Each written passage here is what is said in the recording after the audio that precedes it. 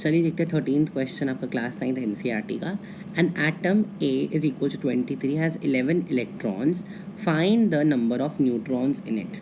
ठीक है, मतलब आपके पास एक एलिमेंट है ए, ठीक है, उसके पास 23 उसका मास नंबर है और आपके पास मुझसे पूछा है न्यूट्रॉन्स कितने होंगे, मुझसे न्यूट्रॉन्स की वैल्यू पूछी है, राइट। तो अगर ये पूछा गया मुझसे तो मैं सिंपल एक काम करूँगा, 23 जो ए है, पहले इसको देखते क्या लिखा हुआ है।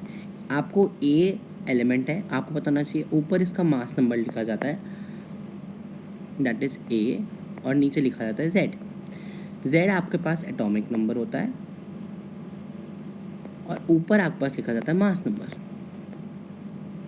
तो यहाँ पर आपके पास मास नंबर है 23, तो यहाँ पे आप लिख लीजिए mass number is equals to 23।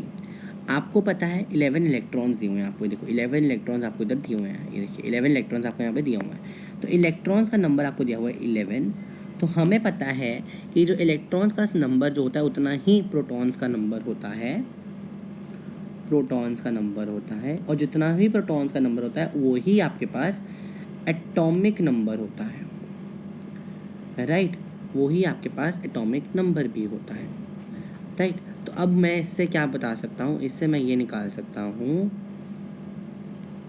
इससे हम ये निकाल सकते हैं कि जो एटॉमिक आपके पास जो नंबर ऑफ न्यूट्रॉन्स हैं, हमने फॉर्मूला पढ़ लिया है, that is equals to mass number जो कि ए से डिनोट करते हैं माइनस ऑफ जेड जो कि आपके पास एटॉमिक नंबर है। ये मास नंबर आ गया आपके पास और आपके पास आ गया एटॉमिक नंबर, राइट। तो आप इसको सॉल्व कर लीजिए, आपके पास दोनों की वैल्यूज़ हैं 23 और 11। तो ए आ गया आपके पास 23 माइनस आपके पास आ गया 11, जो के पास आपके पास आंसर आ जाता है, जिसको सॉल्व करके आपके पास आ जाता है 12। तो आपका आंसर आ गया, इसके पास नंबर ऑफ न्यूट्रॉन्स आ गए 12, और जब आपको पता चल गया 12 आंसर है तो आपके पास आपको पता चल जाना चाहिए कि क्या है। क्लियर? चलिए बढ़ते हैं नेक्स्ट क्वेश्चन की तरफ।